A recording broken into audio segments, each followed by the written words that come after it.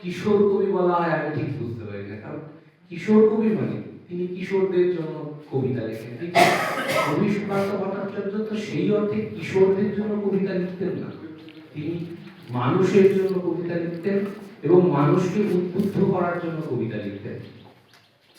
তো সেই অর্থে আমার কোনোদিনই মনে হয় যে সুকান্তকে আমরা কিশোর কবি বলতে পারি। হ্যাঁ, তিনি খুব অল্প বয়সে মারা গেছেন, তাহলে তো পার্সিবিসি সেলিকেও আমরা হচ্ছে যে কিশোর কবি বলতে পারি, তিনিও 21 বছর বয়সে মারা গেছেন। আমরা যদি পার্সিবিসি সেলিকে হচ্ছে যে কিশোর কবি বলি না, তো আমার মনে হয় না সুকান্ত ভট্টাচার্য কিশোর কবি বলা যেতে পারে।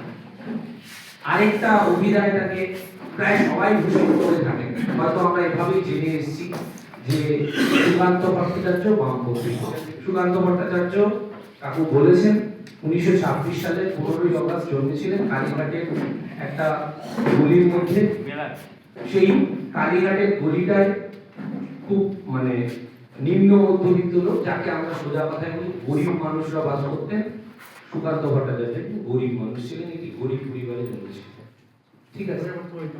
পরবর্তীকালে তিনি যাদের সঙ্গে মিশেছেন, অরুণাচল বসু তার সারা জীবনের বন্ধু, হ্যাঁ সহপাঠী, বন্ধু এবং তার অন্যতম কাব্য চেতনা এবং কাব্য যদি আমি বলি যে আমাদের যারা কবিতা লেখে তাদের ক্ষেত্রে যদি এই যে কাব্যময় অভিযান বা কাব্যময় জীবন, সেই কাব্যময় জীবনে তার সঙ্গী ছিলেন অরুণাচল বসু। সেই থেকে থেকে হয়তো তার মধ্যে কিছুটা সাম্যবাদী ভাবধারা গড়ে উঠেছে। আমি জানি না আজকের দিনে দাঁড়িয়ে আমরা কমিউনিজমকে যেভাবে দেখি বা আজকের দিনে দাঁড়িয়ে আমরা কমিউনিজমকে যেভাবে সংজ্ঞায়িত করি, সেই সময়ে দাঁড়িয়ে 1925 সালে যখন কমিউনিস্ট পার্টি সেইভাবে তৈরি হচ্ছে প্রথম ভারতবর্ষে, সেই সময়ে দাঁড়িয়ে কতটা কমিউনিজম মানে কমিউনিস্ট চেতনা সেই অর্থে তাদের মধ্যে ছিল। কারণ আরেকটা আমরা যদি টাইম ফ্রেম গুলো দেখি, তাহলে সুকান্ত ভট্টাচার্য জন্মাচ্ছেন 1926 সালের 15ই অগাস্ট, তিনি মারা যাচ্ছেন 1947 সালের 13ই মে। তিনি কমিউনিস্ট পার্টির সদস্য হচ্ছেন 1945 সালে, তিনি মারা যাচ্ছেন 1947 সালের 13ই মে। তাহলে সেই অর্থে তিনি তার জীবনের শেষ 2 বছর কমিউনিস্ট পার্টির সঙ্গে যুক্ত ছিলেন।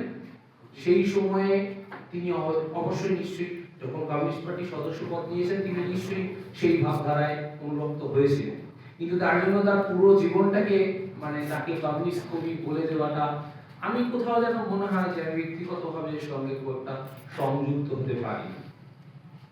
আমি বরং সুকান্ত বলতে চাইব, সুকান্ত যদি আমরা বলি যে তার সৃষ্টি পথের মধ্যে সবচেয়ে গুরুত্বপূর্ণ বছর কোনগুলি, 1940 থেকে 1947 সাল, এই 6-7 বছর তিনি মূলত লিখেছেন বা লিখতে পেরেছেন। সেই সময় তার যদিও তিনি তার বয়সে 8-9 বছর থেকে তিনি লেখালেখি করতেন।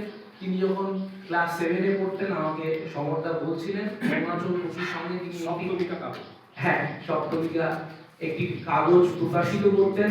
তিনি 1941 সালে গল্প দাদুর আসরে মানে আমাদের আকাশবাণীতে গল্প দাদুর আসরে আসেন।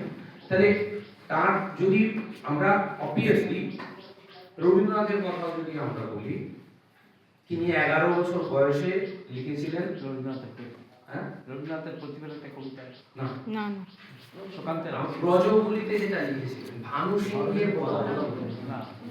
11 বছর বয়সে রবীন্দ্রনাথ ঠাকুর ভানু সিংহের পদাবলী লিখছেন, যা নিয়ে পরবর্তীকালে 5 জন গবেষক পিএইচডি করতে চেয়েছিলেন।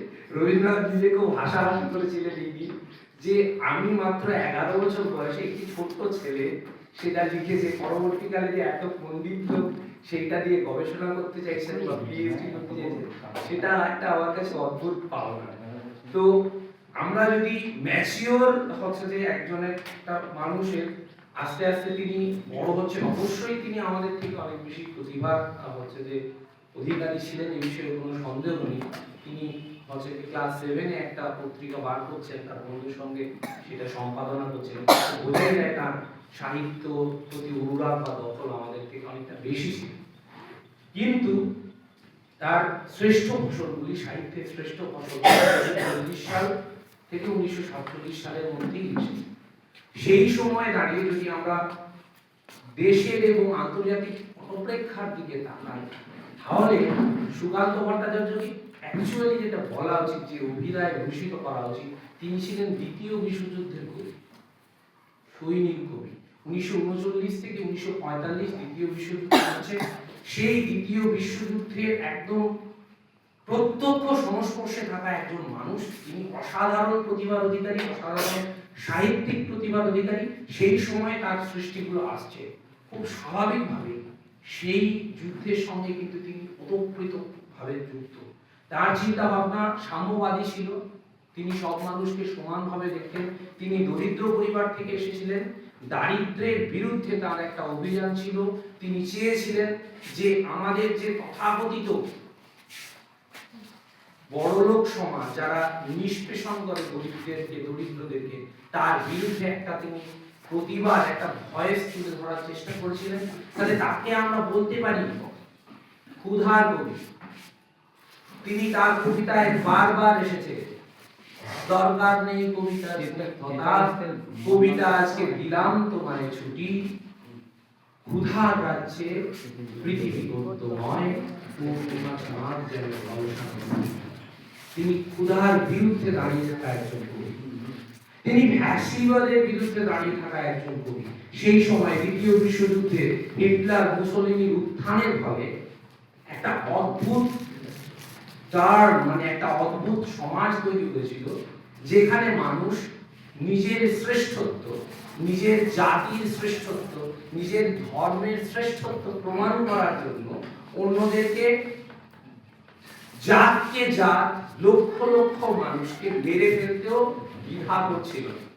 এখন এই প্রেক্ষাপটে, আজকের প্রেক্ষাপটে দাঁড়িয়ে কি আমরা কোথাও না কোথাও সেটাকে রিলেট করতে পারি, যে আমরা বড় বেশি নিজেদের ধর্মকে শ্রেষ্ঠ প্রমাণ করার জন্য, নিজেদের ধর্মকে, নিজেদের জাতিকে শ্রেষ্ঠ প্রমাণ করার জন্য অন্যদেরকে মেরে ফেলতেও দ্বিধা করছি না, অন্যদের সভ্যতাকে ধ্বংস করে ফেলতেও দ্বিধা করছি না, অন্যদের চিন্তা ভাবনাকে মেনে নিতেও আমাদের সমস্যা আছে। এই উপমহাদেশের বুকে শুধুমাত্র অন্য ধর্মের মানুষ বলে তাকে জ্বালিয়ে দেওয়া হচ্ছে, তাকে হোটেলে ঢুকতে দেওয়া হচ্ছে না সে কি বিশেষ ভাষায় কথা বলে বলে। কোথাও কোথাও কোথাও না কোথাও কি আমরা আজকের দিনে দাঁড়িয়েও সেই ফ্যাসিবাদকে ঘুরে পর্যবেক্ষণ করছি না? ফ্যাসিবাদের মধ্যেও কিন্তু একটা জিনিস মনে রাখবেন, ফ্যাসিবাদের মধ্যেও কিন্তু একটা উগ্র দেশপ্রেম আছে। ফ্যাসিবাদের কিন্তু একটা কম্পোনেন্ট হচ্ছে উগ্র দেশপ্রেম। আপনি সবসময় বলবেন যে আমি তোমার থেকে এই দেশটাকে বেশি ভালোবাসি, আমি ভারতবর্ষকে এত ভালোবাসি, তুমি ভালোবাসতেই পারো না। এবং তুমি যদি বলো তুমি আমার থেকে বেশি ভালোবাসো, তাহলে আমি মনে করব।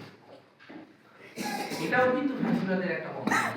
এই কম্পোনেন্টের বিরুদ্ধেও কিন্তু সুকান্ত ভট্টাচার্য ওইটুকু একজন মানুষ, ওইটুকু একটি মানে কি যুবক কিশোরী বলা যায়, তিনি কিন্তু তার প্রতিবাদী কলম তুলে ধরেছিলেন। যে ভাষায় তিনি কবিতা লিখেছিলেন, যে ছাঁচা ছোলা ভাষায় আক্রমণ করেছিলেন অন্যদেরকে, সেটা সেই সময়ে দাঁড়িয়ে ঠিক তিনি সেই অর্থে ভারতবর্ষের স্বাধীনতা বা স্বাধীনতার সুফল অনুভব করে যেতে পারেন। সুকান্ত ভট্টাচার্য 1947 সালের 13ই মে মারা যান। অগাস্টও আসেনি, ভারত স্বাধীন হয়। তাকে আমরা মন্বন্তরের কবি বলতে পারি। ক্ষুধার কবি বলেছি, মন্বন্তরের কবি বলতে পারি। কেন? 1943 সালে, যেটাকে আমরা 50-এর মন্বন্তর বলি, যে সময় ভারত মানে পশ্চিমবঙ্গের, ভারতবর্ষের 30 লক্ষ মানুষ, মূলত বাংলাদেশে, পশ্চিমবঙ্গ বাংলার মধ্যে 30 লক্ষ মানুষ যে মন্বন্তরে মারা গেছিলেন, সেই সময়টাকে তিনি প্রত্যক্ষ করে তার সাহিত্য সৃষ্টির মধ্যে অন্তর্গত করেছে। কবি সুকান্ত ভট্টাচার্যকে আমরা মন্বন্তরের কবি, সবচেয়ে বড় করে যেটা বলতে পারি, কবি সুকান্ত ভট্টাচার্যকে আমরা ব্যথিত মানবাত্মার কবি বলতে পারি। তার প্রতিটি কবিতায় তিনি মানবাত্মার জয়কে তুলে ধরেছেন। মানবাত্মার বিরুদ্ধে, মানুষের বিরুদ্ধে শোষণ, নিপীড়ন, নিষ্ঠুরতা যতটা বেড়েছে তার কবিতায়, তাদের বিরুদ্ধে কিন্তু তিনি অপরাহত রাইফেল দাঁড়িয়ে সীমান্ত। তার বেশিরভাগ সময়, জীবনের বেশিরভাগ সময় কেটেছে কালীঘাটে। তিনি সেই অর্থে কলকাতা ছেড়ে খুব একটা বেশি বাইরে যাননি। হয়তো তার কবি কল্পনায়, তার রোমান্টিসিজমের মধ্য দিয়ে তিনি দেখতে পেয়েছিলেন তিনি মানবতার প্রহরী হয়ে দুর্নিবার অপরাহত রাইফেল হাতে তিনি দাঁড়িয়ে আছেন ফ্রান্সের সীমান্তে। প্রিয়তমা, আপনারা নিশ্চয়ই জানেন, আপনারা, আমার মনে হয় আমাদের এমন কেউ নেই যারা কবিতা বা সাহিত্য চর্চা করেন তাদের তরুণ বয়স, তাদের তারুণ্য পেয়েছে প্রিয়তমা কবিতাকে ছেড়ে। আমরা কিন্তু এইভাবে কবি সুকান্তকে রিলেট করতে পারি। বলছি কয়েকটা গল্পগুলো কিন্তু ভালো আছে। হ্যাঁ, গল্প কম আছে। তিনি অনেক কিছুই শুধুমাত্র কবিতা লিখেছেন না, গল্প আছে অনেকগুলো। গল্প দাদুর কাসরে তিনি বেশ কয়েকটি গল্প লিখেছেন। তার কবিতায় গান করা হয়েছে, সুর দেওয়া হয়েছে। প্রথম সেই গান করেছেন পঙ্কজ মল্লিক। অবাক পৃথিবী একটা গান। হ্যাঁ, অবাক পৃথিবী, অবাক পৃথিবী, ঠিক আছে।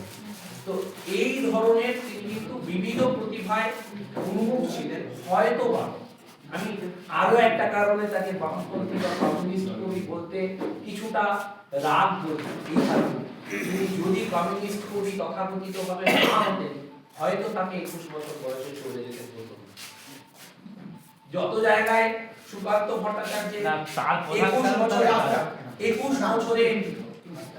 21 বছরে যে মহান প্রাণটা নষ্ট হয়ে গেল।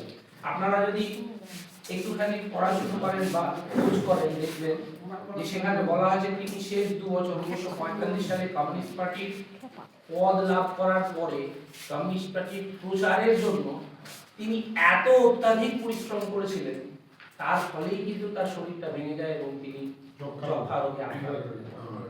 আমি জানি না যে তার যারা সহযোদ্ধা ছিলেন, সহযোদ্ধা কমরেড ছিলেন, তারা কেন তার সেইভাবে মানে তার ভালো পরিচর্যা, ভালো চিকিৎসার ব্যবস্থা করলেন না। অথচ তাকে নিয়েই তো তারা গর্ব করে বলেন যে সুকান্ত কমিউনিস্ট কবি।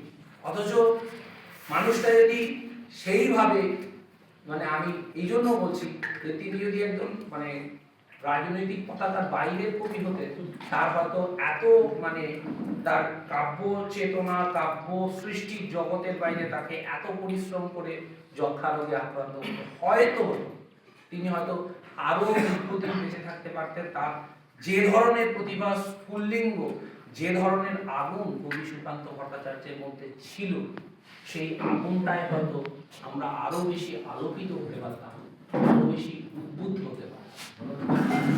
তো এই সামান্য কথা বলে কবি সুকান্ত আজও প্রাসঙ্গিক।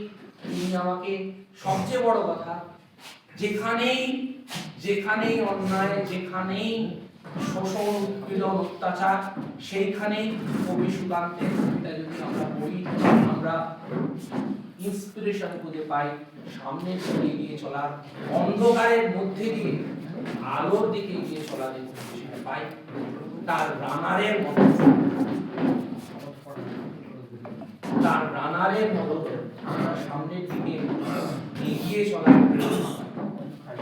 এইটুকু বলে সবাইকে আবারও শ্রদ্ধা জানিয়ে কবি সুকান্তকে শুধুমাত্র একজন বামপন্থী কবি হিসেবে না ট্রিট করে একজন ব্যথিত মানবাত্মার কবি হিসেবে ট্রিট করার অনুরোধ জানিয়ে তাকে আবারও বেশি করে পড়ার অনুরোধ জানিয়ে, কারণ আজকের দিনে দাঁড়িয়ে তার প্রাসঙ্গিকতা অনেক বেশি, এটা জানিয়ে তার পায়ে আমার প্রণাম জানিয়ে এবং সবাইকে যথাযোগ্য স্থানে শ্রদ্ধা ও ভালোবাসা জানিয়ে আমার বক্তব্য শেষ করছি। নমস্কার।